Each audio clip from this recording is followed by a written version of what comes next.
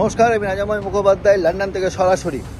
আজ সেই ঐতিহাসিক দিন যেখানে মুখ্যমন্ত্রী মমতা বন্দ্যোপাধ্যায় বাংলার মেয়ে হিসাবে অক্সফোর্ড বিশ্ববিদ্যালয়ের কেলগ কলেজে বক্তব্য রাখবেন। মূলত যে বিষয়গুলোর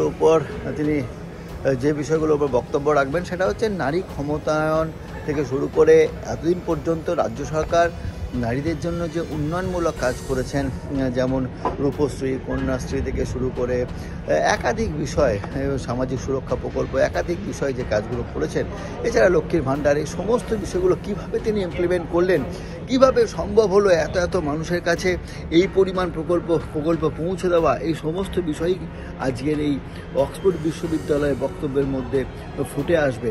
যেটা স্বাভাবিকভাবেই এটা ঐতিহাসিক বলার একটাই কারণ, তার কারণ হচ্ছে যে এরকম একটা বিশ্ববিদ্যালয়, এরকম অক্সফোর্ড বিশ্ববিদ্যালয়ের কেলগ কলেজে, যেখানে এর আগে রতি মহারথীরা বক্তব্য রেখেছেন, এরকম একটা কলেজে মুখ্যমন্ত্রীর বক্তব্য এবং অক্সফোর্ড বিশ্ববিদ্যালয়ের বক্তব্য যথেষ্ট একজন ভারতবাসী হিসাবে, একজন পশ্চিমবঙ্গের বাসিন্দা হিসাবে যথেষ্ট গর্বের বিষয়। সমালোচনা যতই হোক, সব সমালোচনার জবাব কিন্তু আজকে দেবেন রাজ্যের মুখ্যমন্ত্রী মমতা বন্দ্যোপাধ্যায়।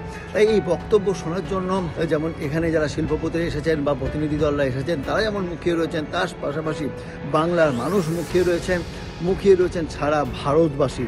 সমালোচনা যতই হোক, কিন্তু একজন মহিলা মুখ্যমন্ত্রী হিসাবে, একজন মহিলা হিসাবে, একজন সাধারণ মধ্যবিত্ত ঘরের মহিলা হিসাবে এরকম একটা সম্মান সত্যিই শুধুমাত্র বাংলার মানুষকে নয়, ভারতবাসী হিসাবে গর্ববোধ হওয়াটাই স্বাভাবিক। তার কারণ হচ্ছে একজন সাধারণ ঘরের মহিলা, তিনি আজকে এরকম একটা কলেজে অক্সফোর্ড বিশ্ববিদ্যালয়ের কেলগ কলেজে তিনি বক্তব্য রাখবেন। স্বাভাবিকভাবেই গর্বিত বাংলার মানুষ। লন্ডন থেকে রাজাময় মুখার্জি, বাংলা জাগো টিভি।